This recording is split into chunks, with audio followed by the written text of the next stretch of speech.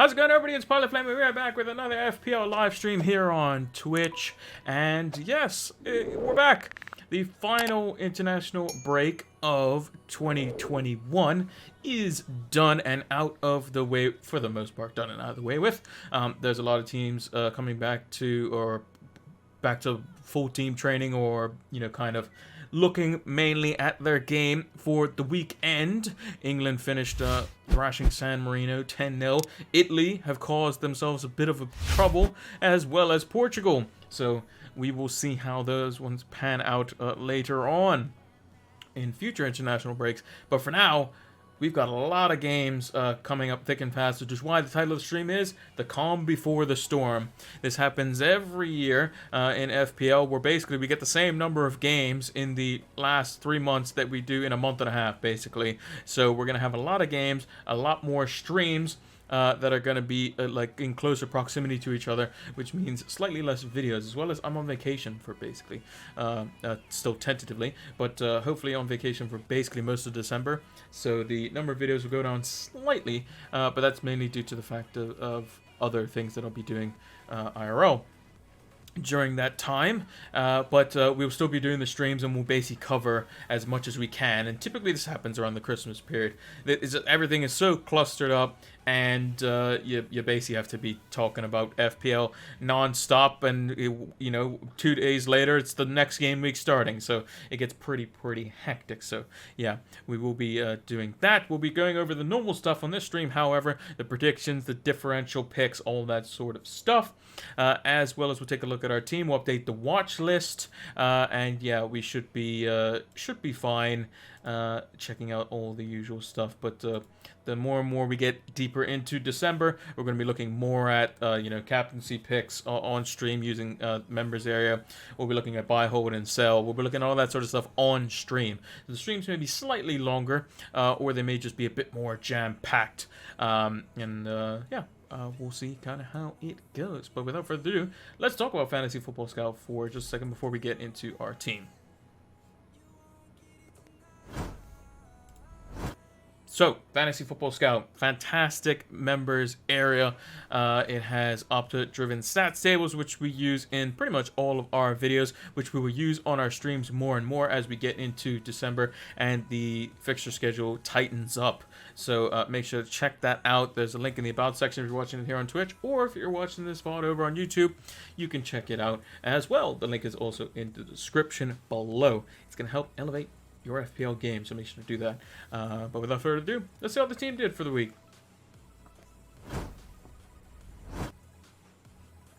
And it seems like oh so long ago. I believe we are potentially lagging a little bit.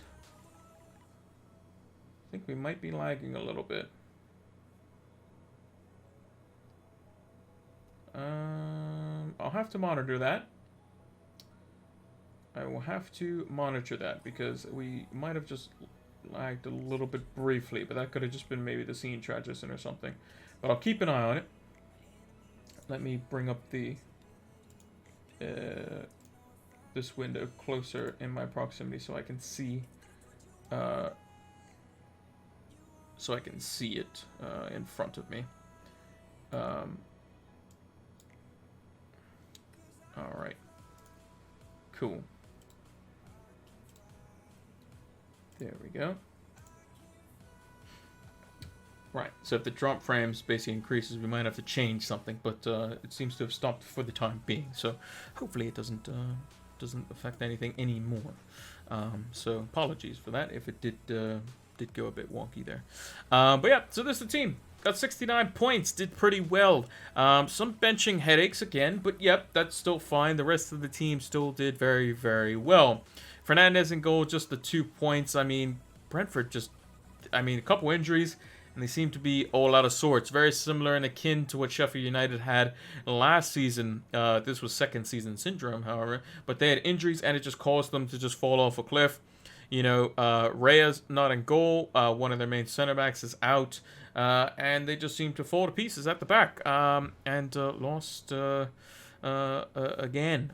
So not doing well. We had high hopes for Brentford, but losing at home to Norwich is not the greatest result in the world. So yeah, a triple Brentford did not pay off there. Chelsea, Reece James getting another return. He is doing fantastic since we've brought him in game week 8. We've gotten just the 1 point versus Brentford, which was, fine because he came on for the 1 minute, which, not the end of the world. It caused our Smith Rowe points to be benched, but it's, not ideal. But then we got 13, 21, and 7, so I think we're doing okay. we're doing quite well. So, and Ben Chilwell, just the 2 points this time, having previously gotten 15, 12, and 8 for us on that front. Trent Alexander-Arnold, goal and an assist for himself. Trent was really good individually in that game. Liverpool dropping points in that one. And João Cancelo took full advantage of that with his FPL returns, a 14-pointer, getting himself a clean sheet and 2 assists with the yellow card. But in a 2-0 victory, which looked very training ground-like for City. They were very, very good on the day. And United were basically just chasing shadows. Smith Rowe and Rafinha also getting a goal each for us as well. That's Smith Rowe's 3rd in 3. We've gotten 2 out of those 3 returns, so pretty happy about that. Rafinha getting himself a goal was nice to see. 2 back-to-back 9-pointers. He just can't seem to get a double-digit haul, Rafinha. It's just a little bit weird for him. Salah getting another assist for himself, back-to-back weeks where he has gotten just an assist. But again, the captaincy return we will take from Mo Salah. And I don't see us shifting the armband off him anytime soon. And then the blanks in the front line. Toney and Jimenez not doing too well in that one. Crystal Palace played Wolves off the park. And then Toney and Mbeumo just not even a sniff. I think Toney got a yellow very early days. So we would have been better off just playing Diaz or even St. Maximin up front. And then Ramsdale and goal would have definitely been better. So the most amount of points we could have got would have been an additional 5 points for Diaz over Toney, an additional 5 points over Fernandes for Ramsdale. So that would have been 79 points. So that would have been a mega score this week. But we're definitely happy with the returns that we have. Our backline is doing quite well for us. I'm very happy that we went with this on the wild card with Trent, Cancelo, Chilwell, James, and Diaz. I have some tough decisions to make because, as you can see on the graphic, up in the top right-hand corner. Last week, we had 1 transfer available and used none of them. And we have 2 transfers this week, and so far we've used none as well. We've been waiting and seeing what could potentially happen. So we'll talk about the transfer plans a little bit later. But yeah, overall, a very good game week. Another green arrow. We are now, what is that? Just inside the top 5,200, which is fantastic.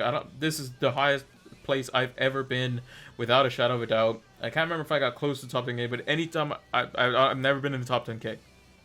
So this is uncharted territory. So hopefully we can keep it going. So hopefully we can keep bringing in good content and keep getting that good rank. I don't want to let you all down. So yeah, hopefully we can keep it going. Let's move on to the predictions and differential picks for last week, which seems oh so long ago.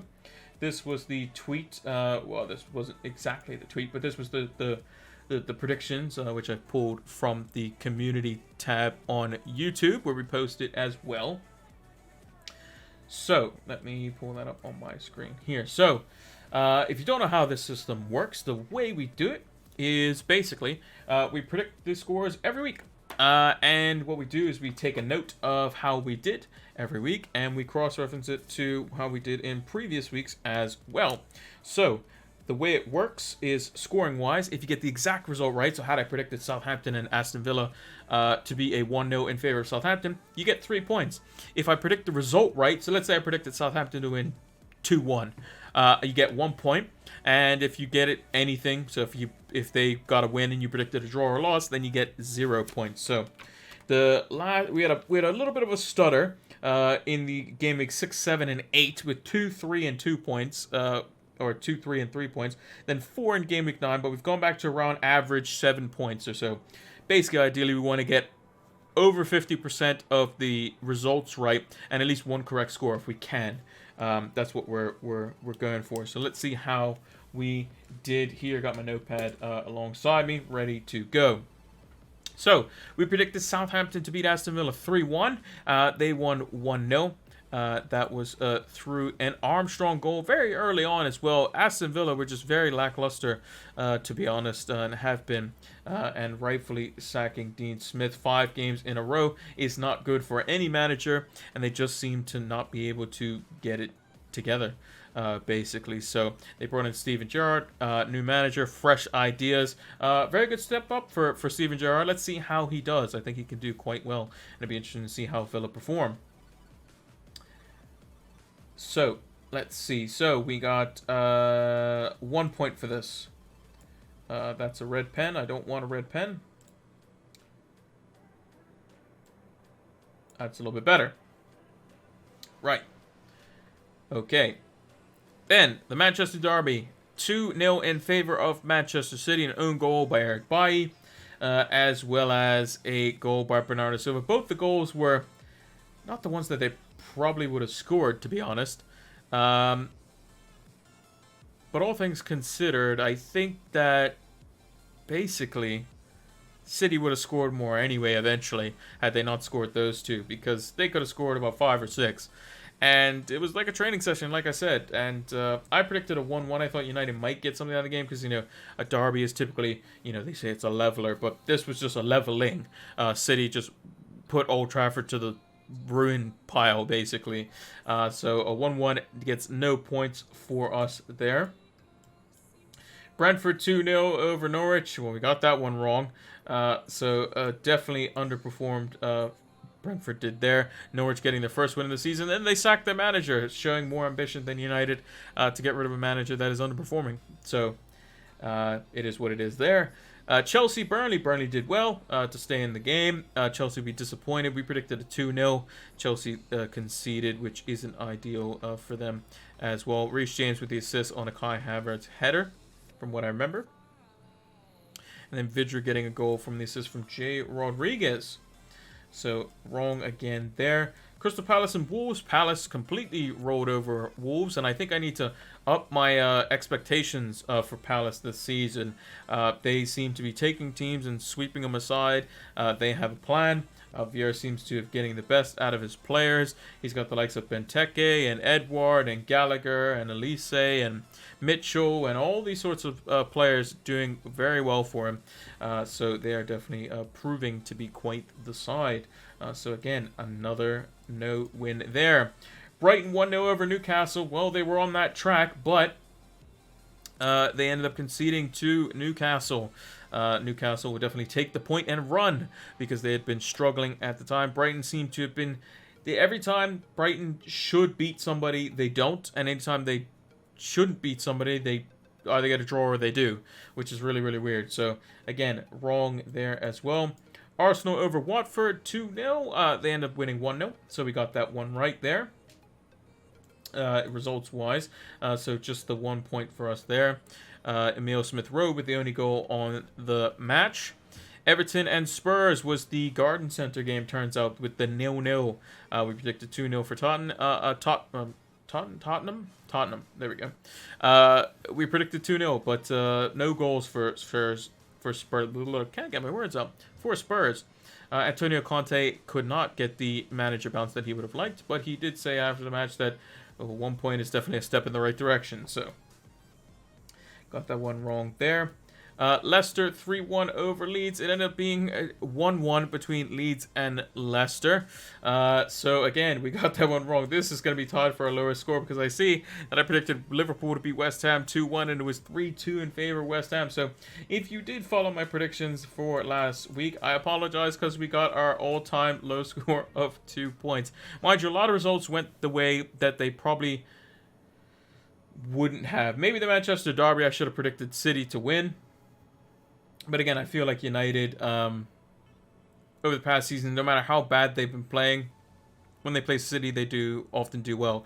But Southampton, I felt that they were going to win. Brentford should have beat Norwich. Chelsea should have beat Burnley. Palace and Wolves. Wolves should have played better than what they did. Brighton should have beat Newcastle. Arsenal should have beat Watford. We got that one right. Spurs should be beating Everton. Leicester should be beating Leeds, and Liverpool should be, well, not should be beating West Ham. It is a tough game now, but yeah, a bit tricky on that one. And West Ham scored 7 goals in the last 2 games, and no Antonio return, which is fine by me because it helped me get bigger green arrows. Clean sheet for Arsenal, so that pick paid off. Fernandes in goal. Definitely did not. Had a chance to save a penalty, but it did not get it. Pinnock, nope, did not keep a clean sheet. Leandro Trossard, he did get the goal, so we got that one right. And Harry Kane, no. So we got 2 out of 5 on the differentials, which would like at least 3. But yeah, not great on the predictions. So an all-time low. We've chalked up a few deuces this season. The last one was in game week 6. So we haven't gone back to the streak that we had at the beginning of the season where we got 9, 11, 10, and 11 points. So just the 2 there. So hopefully our predictions are much better this week, which we will check now. So let's move this out of the way. We'll bring up the old Notepad. I'll make sure I bring up the Notepad because I remember the last preview stream I left it up the whole time afterwards. So we can remove the tweet, and there we go. There's a Notepad. So this is where things get interesting. Leicester versus Chelsea. Now Chelsea are definitely going to want to come back and get themselves 3 points after dropping 2 points to Burnley. Leicester are going to be disappointed not coming away with a win at Ellen Road. And with all this Brendan Rodgers talk, he might want to impress the Manchester United board. So we will have to see how this one plays out. I think it could be quite close. I think Chelsea are going to want to dominate the ball, even though Leicester is at home. The Leicester will more than happily let Chelsea have the ball. And Leicester will try to play on the counter. But I think this ultimately, it favors Leicester, but it also favors Chelsea. And when it favors Chelsea, since they have a much better system in place in terms of like how they defend versus the counterattack and how they are able to just stop things just before they even happen, I think Chelsea are going to win this one. Do I see Leicester potentially getting a goal? I think that Leicester are good for a goal. I'm going to go with a close 2-1 win, and Chelsea holds out for the victory. Aston Villa versus Brighton. I think a new manager bounce could definitely help Aston Villa in this case with Steven Gerrard. Brighton have been, kind of faltering a little bit against the teams where they should be beating. But this is the type of game where Brighton could do quite well. I'm going to go with the new manager bounce, though. I'm going to say Gerrard comes in and does well. I still think Brighton are good for a goal, and I think they get the 2-1 victory. Burnley versus Crystal Palace. Now, Palace have been playing very well, and I think that they could continue that run versus Burnley. I think it could be somewhat of a close affair. I think Burnley might just get a set-piece goal of some kind, but I think Palace will be a couple goals to the good in this one. Or a couple goals good for them, not good to the good, because that means it applies to be 3-1. I'm going to go with another 2-1. So we're going with 1-2, 2-1, 1-2. So that's going to change here with the Newcastle versus Brentford. I think Newcastle with Eddie Howe could get the new manager bounce that they're looking for. I think that Brentford are on a bit of a slide at the moment, and I'm actually going to predict Newcastle to win this one. It's going to be the opposite way, though. Again, I'm going to go with a 2-1, so not many clean sheets going the way of the predictions here. Norwich versus Southampton. So Norwich, I think, they are going to have Dean Smith in charge, although I still think that's a bit of a weird appointment. If Dean Smith is going to go down to the Championship and still manage them, that's, a wait and see. But personally, I just don't understand what Dean Smith is going to be able to do with this Norwich team. He's proven that when he has someone like a Jack Grealish to run everything through, then it's fine. But Norwich don't really have that. It's mainly Timo Pukki, but you have to get the ball to him. So I don't see them getting any form of bounce. I think Southampton are a very good system-oriented team, and I think they should be quite comfortable versus Norwich. I think they're also going to get a clean sheet as well, and I'm going to go with a 2-0, a little bit different this time. Watford versus Manchester United. I mean, Man United need to win this game. If they don't win this game and they drop points in it or lose, I can personally see the bullet being shown to Ole Gunnar Solskjaer. So he is going to definitely need to win this game. What system he plays, I don't know. And system, I mean formation, tactics, anything. And that's been the case for a long time now. For whatever reason, the players were given the opportunity to just go on basically almost 10 days worth of vacation just in the middle of the season, when previously Solskjaer had complained about, oh, you can't work on tactics when you're playing midweek weekend. But you had the international break, and most of your players weren't going on international break. So you could have worked on tactics and stuff like that for players resting. So like Luke Shaw as an example, he had a concussion, or had to fall on a concussion protocol.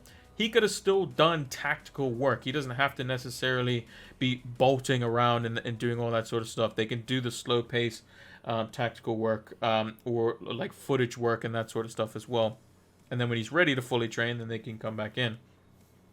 Rashford and Greenwood are the only players that I've seen pictured playing with like the academy players, which is really weird. But apparently, like, you know, Martial went on a bit of a vacation.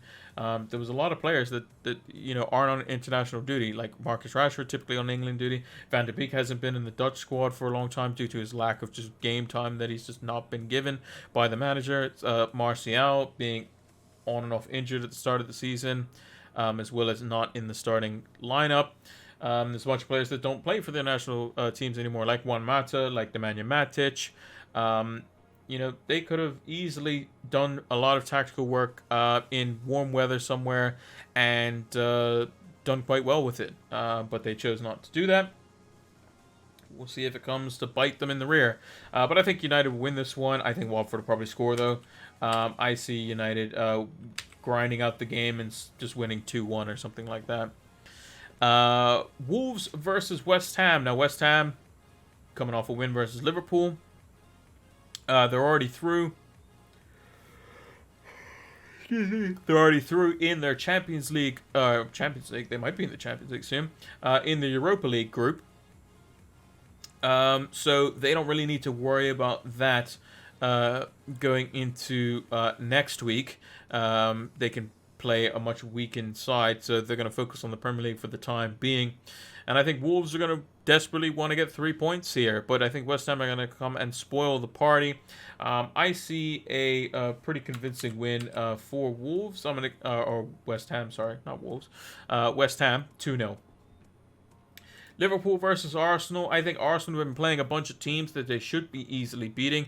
Arsenal are defense first. Liverpool are attack first. And I think that could help Arsenal get a goal in this one. I still think Liverpool will overpower them. And I can see Liverpool bouncing back and getting a 3-1 victory. Man City versus Everton, first game on the Sunday. I think Everton have been on a bit of a slide. They have a bunch of injuries. I think City will use this basically as a training exercise. I can see 3-0 written all over this one, or some type of scored nil victory for Man City.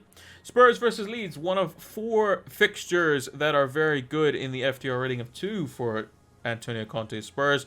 I think that if they have Kane and Son firing, they should beat Leeds no problem. This is a perfect game for Son, and I'm considering bringing him in as well. And he could be on fire on this one. So I could see... excuse me, apologies with the yawns. Not sure why the yawns just have randomly crept up. Maybe I need a little bit more water. That usually gets the yawning away. Keeps you awake. Water, apparently. If you drink a lot, like if you need to stay up, drink water. It's much healthier than drinking like a soda or something. But anyway, I think Spurs will win this one. I think they'll probably keep a clean sheet as well, actually. And I'm going to go with the Spurs 2-0 win. So not many clean sheets all overall. I think just 4. And even the West Ham might concede to Wolves. Leeds might nick one versus Spurs, but I think overall going to be a lot of goals for a lot of multi-scoring games for either teams. For the clean sheet and differential picks here, we have Southampton. And they're playing Norwich, so I think they should keep a clean sheet. Brentford should have last week, or the last game week, and they didn't, but they should have. That's kind of how it works. In defense, we've got Emerson Royale. I thought he was higher than this, but 0.3% could be quite good. I think he's 4.9 million as well. Versus Leeds, good run of fixtures. If you're looking for a cheaper defender, he could be your guy. A lot of FPL managers will be going for Region. He got substituted for Jan, still haven't gone away, but we will pursue on. He got substituted for Region, which was interesting because Doherty is typically a right wing back, not a left wing back. So Royale could be the long-standing. Maybe Conte likes him more and wants to keep him on the pitch longer. So Emerson Royale could be the guy, and he's much lower owned, and you're still going to get the same clean sheets if Spurs get a clean sheet. And look very attacking, and could be coming in the back post for a goal rather than the assist that Region might be providing. So very interesting to see kind of how that one plays out. Mbeumo, 4.5% owned. I mean, he's got to score versus Newcastle. This is like the last very good fixture for him, and all hopes are in this basket. So yeah, hopefully he doesn't hit the post in these scores. We shall see. And then lastly, I know it's not 5%, but this is the lowest you'll probably get Harry Kane, price-wise, and percentage-wise all season for a run of fixtures where he's just come off beating San Marino 10-0 with England, and he scored 4. So it's probably got Kane blank written all over it, but I've gone with Harry Kane in light of that as well. But yeah, that's going to do it for the clean sheet and differential picks. We will post those over on Twitter, and I need to make sure I need to remove the tweet, the notepad off when I change the scene here. So let me remove it. There we go. I forgot to do that last time, but now I remembered. Also, it seems like the lag has resolved itself. Hopefully, so maybe it's just a weird transition. I don't know why I did that, but yeah, hopefully it doesn't do that anymore. But this is the team as it stands now. So currently, we've got Fernandes in goal. Hopefully, he can keep a clean sheet versus Newcastle. I predicted Newcastle to win 2-1, but it's probably better than playing Liverpool away, to be honest. So we're gonna go for it. Then we got the Chelsea double up again. Reece James and Ben Chilwell versus Leicester. I think they could be good for an attacking return there. Chilwell, formerly of Leicester City as well. He will want to impress and prove his club, his former club, why he was so successful. And he's going to hopefully get himself a goal, because that would be good for our FPL teams. In terms of ownership for James and Chilwell now, Reece James 21.7%, Ben Chilwell 19.7%, so starting to get in the fairly highly owned section.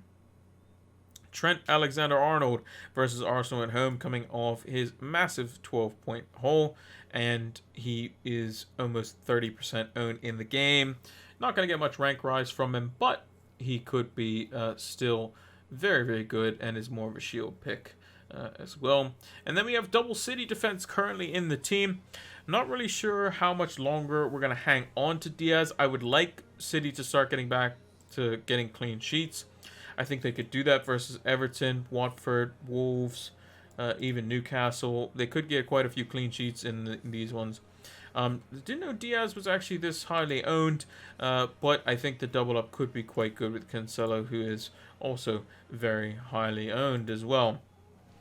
But I hope we're banking on a City clean sheet this week, and I think that's probably likely considering the amount of injuries that Everton have at the moment, with like Decore out and Calvert-Lewin, who knows when he's going to be back. And I mean, we can actually check that. We can check that right now. Let's see, Calvert-Lewin, November 28th. So he's back apparently next week. So just in time for him not to be back versus City, which is nice for our double City defense. In midfield, we've gone with Rafinha, and Bomo and Salah captained. We could easily go for St. Maximin in this one as well. I just not sure who I would play him over. And I would rather just kind of play and root for one team.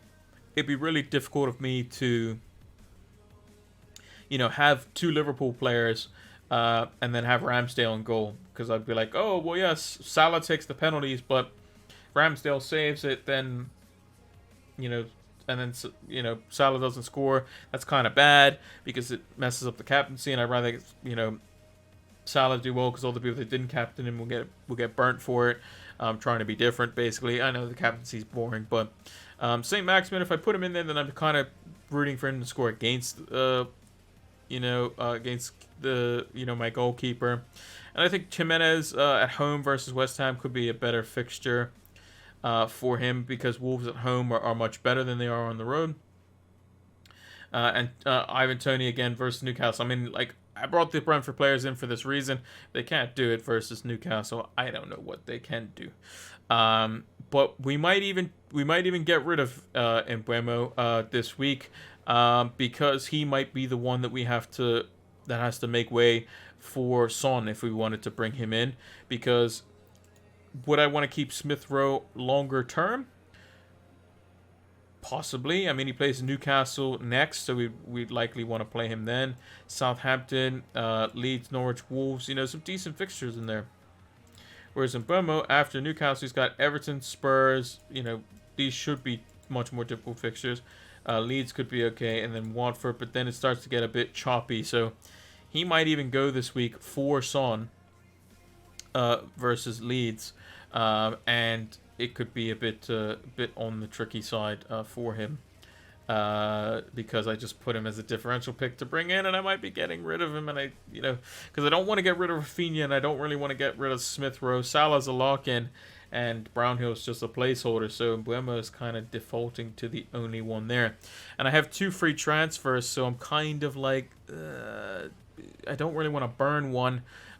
So what I might end up doing is just kind of making kind of just a whatever move this week, and just trying to do something, whether it's maybe I downgrade Fernandes to a 4.0 and just play Ramsdale and just be done with it, and then wait on Mbeumo, and then go next week after getting another game of Spurs after Conte's had the international break to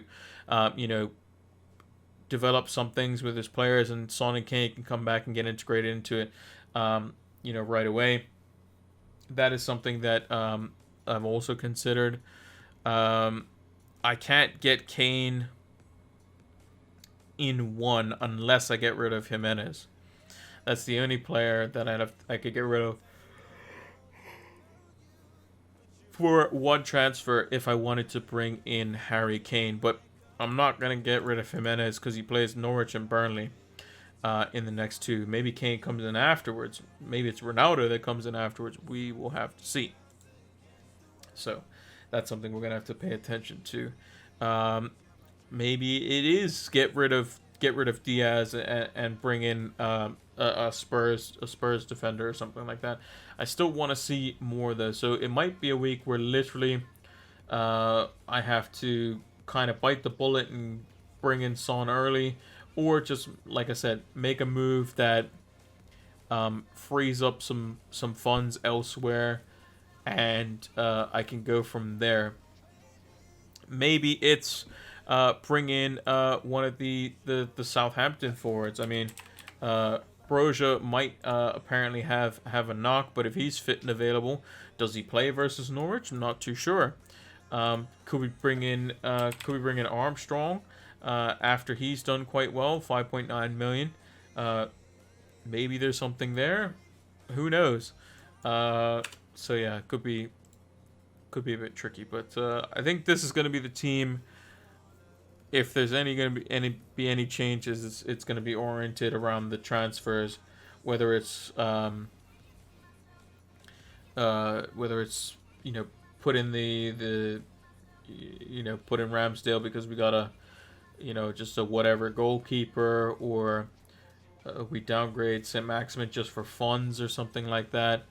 That would be something that we could kind of take a look at in just a bit and see what kind of money we can deal with. But let's try to update the watch list here. So, out of all the teams, are we going to update the watch list for Arsenal? Don't think there's anyone on there that really concerns me. Aston Villa, no. Brentford, no.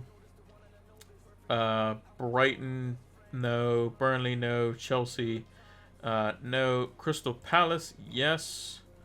Do we have Gallagher on the list? He is on the list.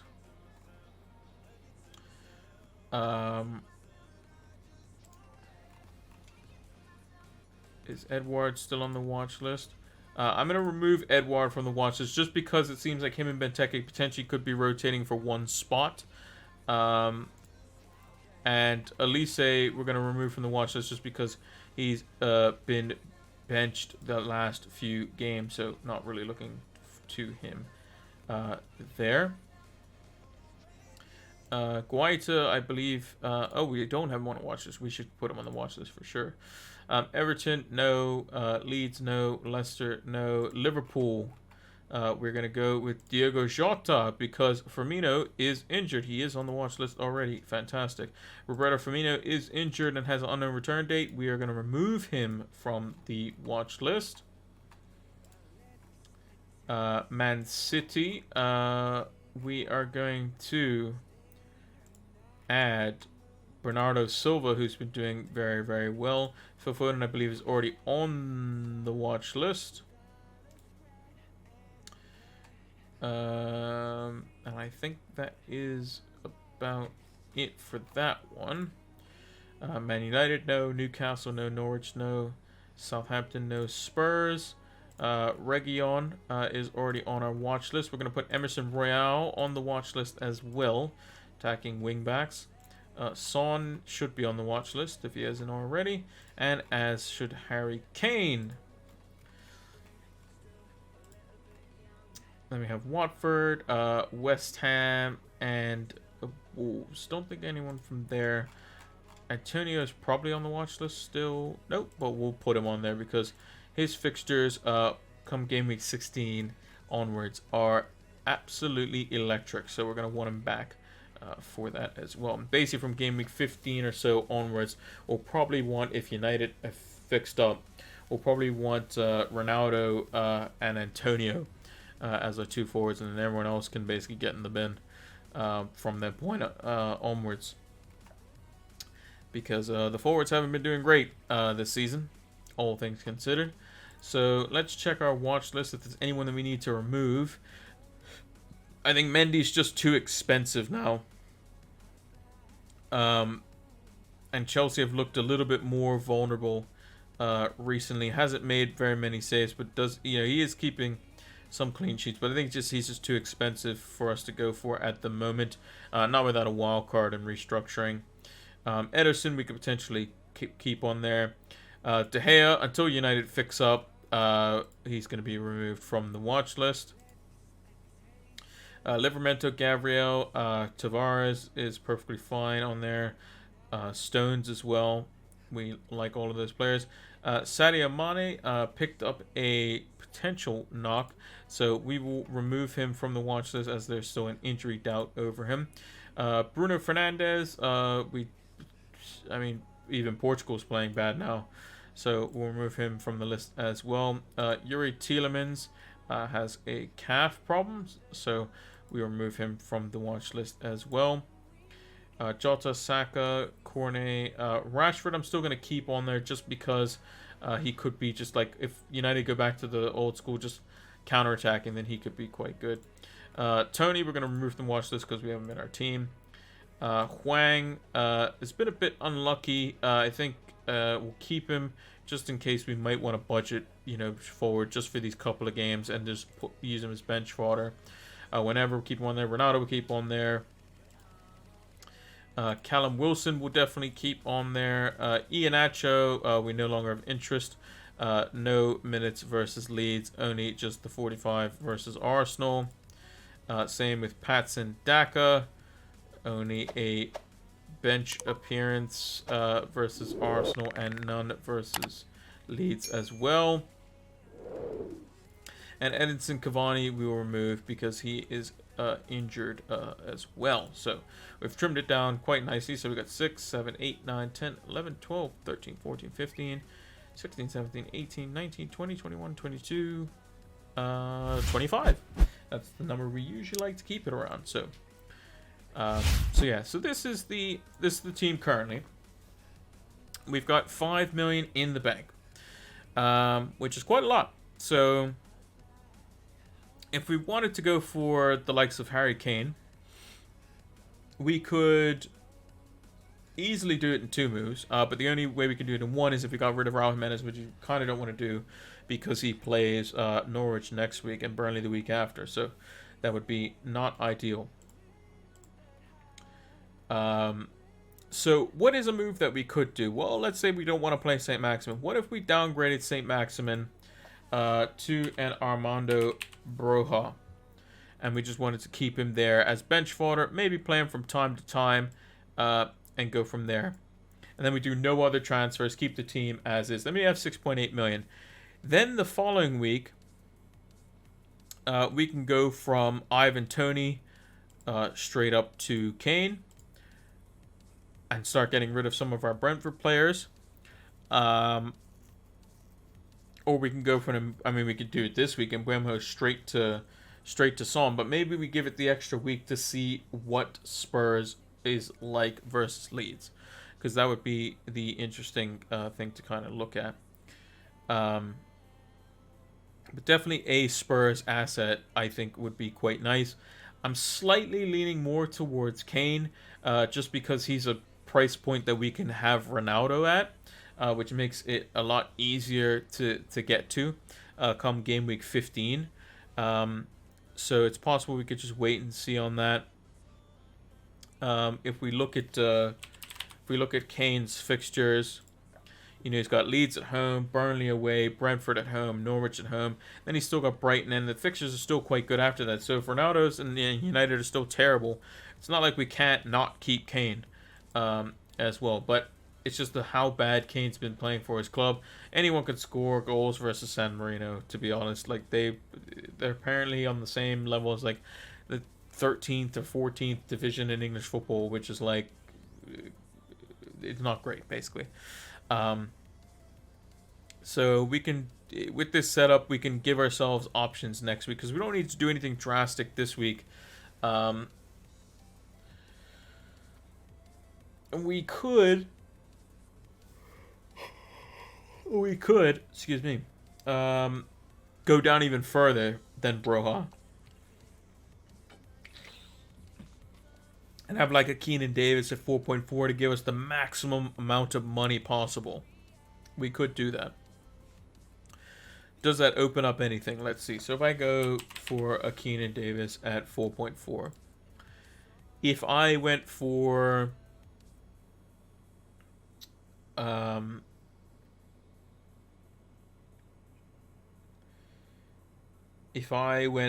let's say I wanted Kane and Son, could I do it in 3 moves? So if I got rid of Toney, I got rid of Mbeumo, and I went Kane, I'm going to be like 3 million short here. Kane, Son, yeah, 3 million short. So I have to find 3 million from somewhere, which could easily just be Trent Alexander-Arnold. But are we realistically getting rid of Trent? No, we're not. Especially considering he has Southampton, Wolves, Newcastle, Leeds in 4 out of his next 8.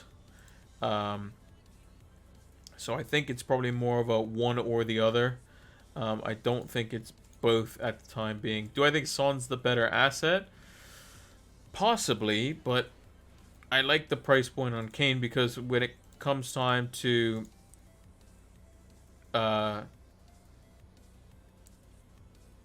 do the transfers. I mean, another transfer we could do is we could just go, we can pick and choose which one we want, and we can just go Son and then bank a transfer, or we can go Conor Gallagher as well, who I think him and Smith Rowe actually rotate quite nicely. So he's got two really nice fixtures in 17 and 18, whereas Smith Rowe has West Ham and Leeds away, whereas Rafinha would have Arsenal at home. So we'd probably play Rafinha over Smith Rowe, to be honest.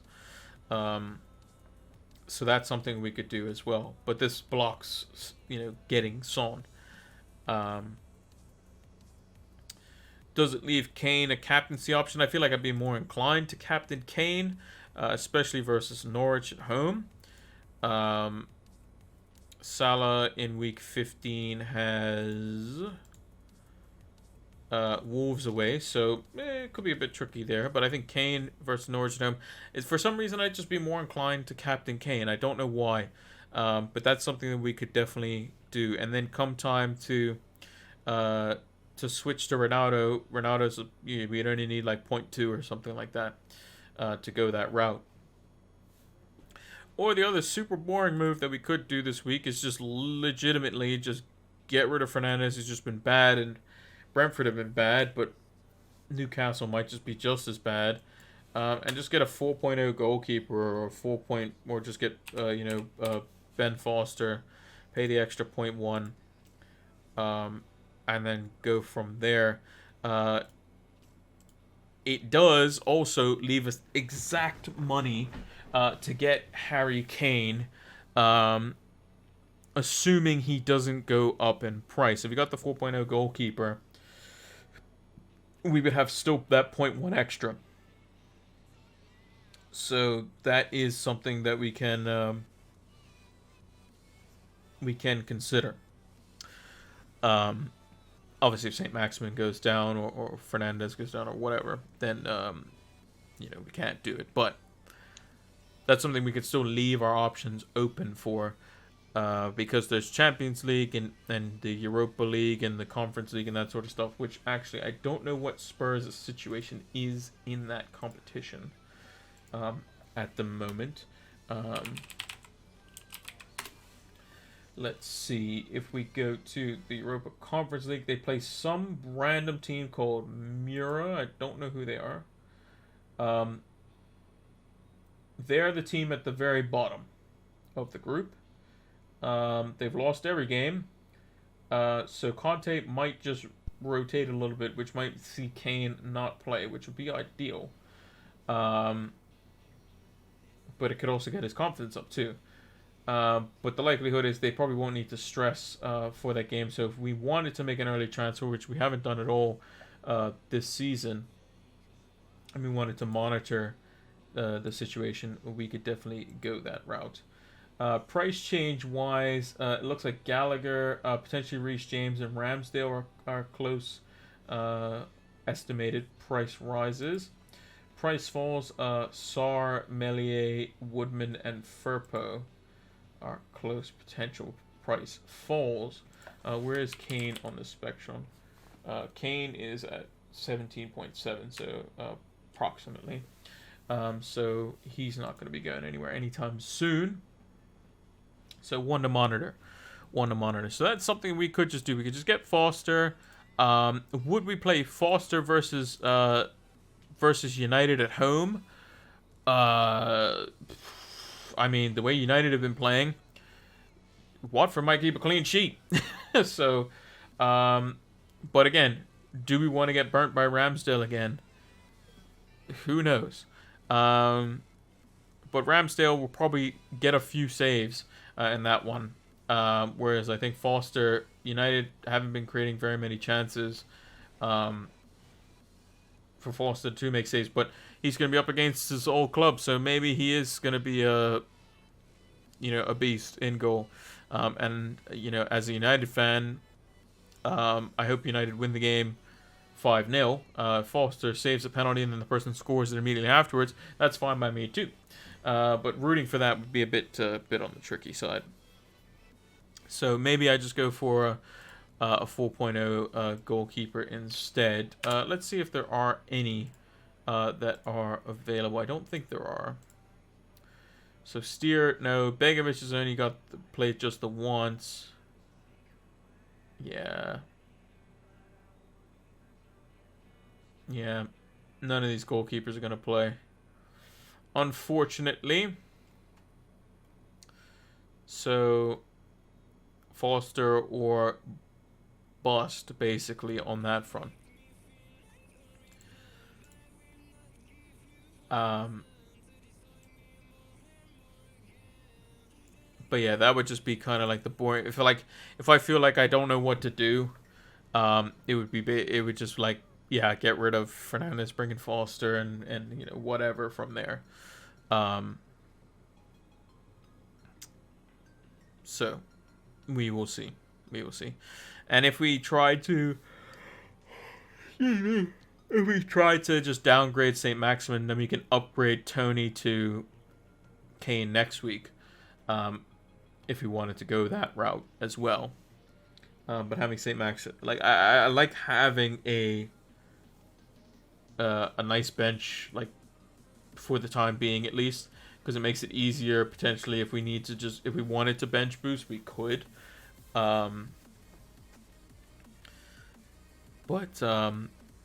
Yeah, I mean, also what we could do is we could, if we did get rid of Fernandes for Foster, and that was the transfer, we could just start Ramsdale. We could start Foster, doesn't matter. And then we could potentially play St. Maximin instead of somebody else. If we if we don't feel that City double clean sheet could be good, then we can go for that. Or maybe we hedge our bets and we pick one Brentford, one Newcastle player. Or we play St. Maximin over Rafinha, because Rafinha is versus Spurs, which could be quite tricky. But again, it's somewhat of a benching headache. So the fact that St. Maximin, I've kept him for this long, and now he has the Brentford fixture, he could hurt me, sure, but not many. I mean, he's 15% owned, but that's a lot of teams that's had him at the start of the season too. But he's got Norwich and Burnley in a couple weeks, so do I want to keep him for that? I don't know. Maybe Tony's the one to get rid of. If Tony's the one to get rid of, then we can't do Kane straight from Tony unless we downgrade something somewhere. And then we have to also look for Antonio in like 3-4 weeks time. So there's a lot of different things that we're gonna have we're gonna struggle with because we have so much money at the back. I think it's just a matter of which defense is gonna maintain the longest string of clean sheets. Is it gonna be Chelsea? Because if it's Chelsea and Chilwell and James are playing week in, week out, we're gonna keep those guys because they've just been excellent. Whereas Diaz is not necessarily mandatory. Livramento is also 4.5 million now. Very expensive. We haven't had him the whole season, and he has been doing well, but he's been on a lot of benches for people. But he's only done good recently. Getting 3 clean sheets and 4, and then he got a goal as well. Should have probably scored the first attempt that he had.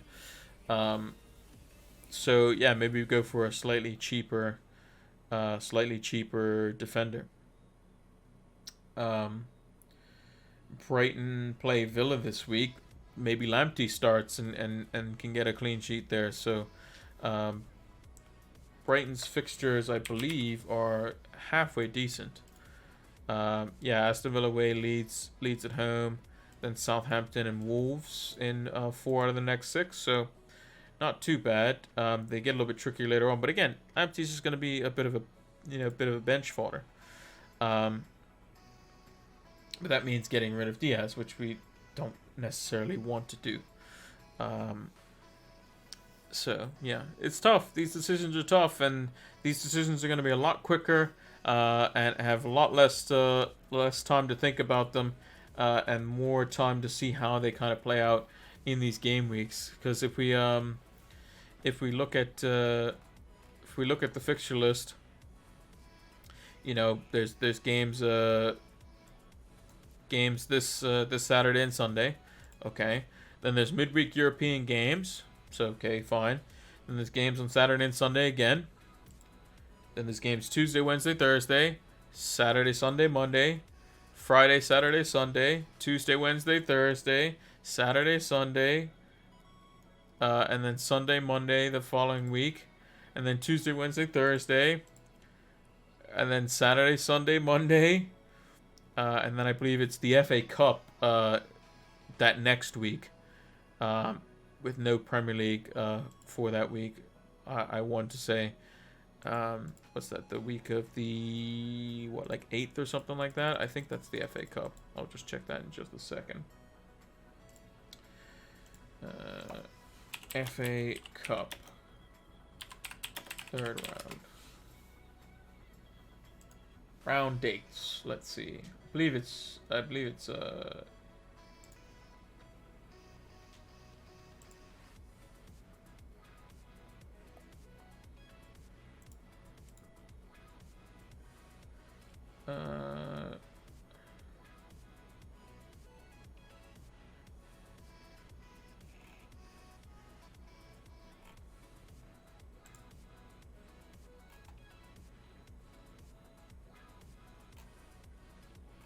yeah, so there's some FA Cup games for like the lower teams. Second round proper is 4th, 5th, and 6th of December. So that means the third round will be somewhere close to Christmas time as well, and then maybe it starts in January. That's just based on my estimation. So definitely an interesting one. Definitely an interesting one. But yeah, I'm very, very torn between what I should do with my team. This week, unfortunately, I can't do nothing because I will burn a transfer. So the main things I'm thinking is potentially Fernandez out, Ben Foster in, and just kind of play Ramsdale, set and forget. Mbeumo out for Son, but Mbeumo does have a Newcastle. And I did put him on my differential list, and I don't want to get rid of Smith Rowe because I think Smith Rowe is probably better as a bench option than Mbeumo across the whole season. The other thing is take St. Maximin and just downgrade him to somebody. Like, I could downgrade him to Broha, and play him over Rafinha maybe, because Rafinha plays Spurs, and just hope Broha gets the start because obviously Adams and Armstrong have been doing well since Broha's been injured. So it is going to be very difficult on those decisions. I think I might just go with the boring one, and just go Fernandez to Foster, see where we are.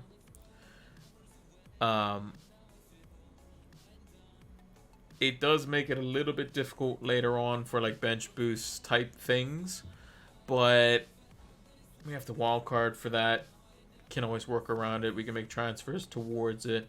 Ben Foster is a bench boostable goalkeeper. If he's got a game versus Norwich or something like that. Like when does Watford play? When does Watford play Norwich or something like that? Let's check around like the like late 20s. Like game week 33, maybe that's a double game week or something where we can bench boost. 23, they play at Norwich at home. Okay, fine. Who does Ramsdale have in 23? Burnley at home. Yikes. Could be clean sheet for both of them. Could be a bit of a headache. Yeah, this is how the team's going to line up for the most part. Fernandez in goal. James and Chil on the double up. Trent Alexander-Arnold, Cancelo, and Diaz on the double up.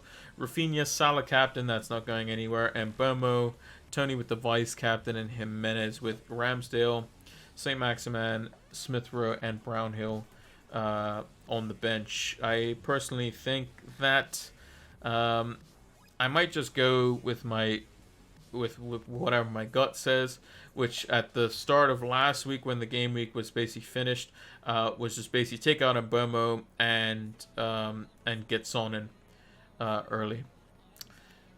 But it might just be tempting to just take out Fernandez, bring in Foster, take out St. Maximin, bring in Kane for the exact amount of money.